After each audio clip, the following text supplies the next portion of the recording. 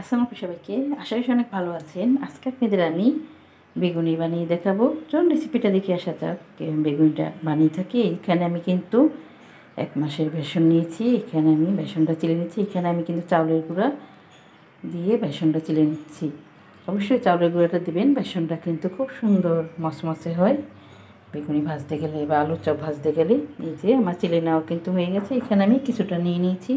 দিয়ে দিচ্ছি হলুদের গুঁড়া, লাল মরিচের গুঁড়া, আর দিয়ে দিচ্ছি এখানে আমি জিরার গুঁড়া, ধনিয়ার গুঁড়া, আর স্বাদ অনুযায়ী কিছুটা লবণ দিয়েছি। দিয়ে শুকনো উপকরণগুলো ভালো মতো মিলিয়ে নেওয়ার পর এখানে অল্প অল্প পানি দিয়ে ডোটা কিন্তু আমি মেখে নেব।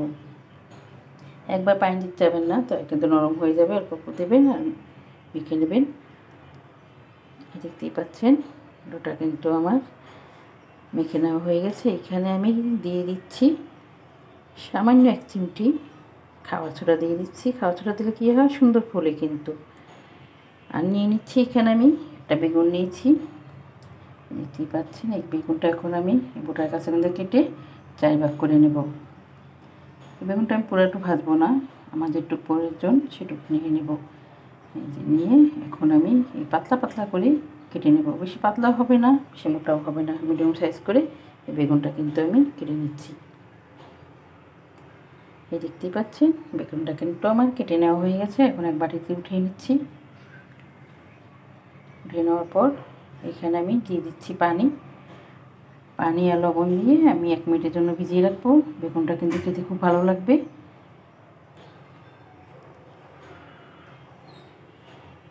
এই যে এখন আমি চুলায় চলে যাব ভাজতে। তো এটা ফেলে বসে এখানে আমি 1 কাপের মতো তেল দিয়ে নিয়েছি।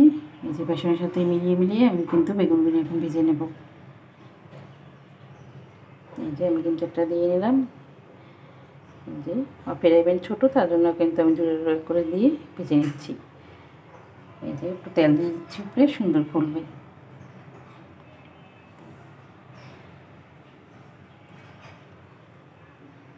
এই দেখতেই পাচ্ছেন কিছুটা বেগুন কিন্তু আমার ভেজে নেওয়া হয়ে গেছে, আর কিছুটা আমি ভেজে নেব।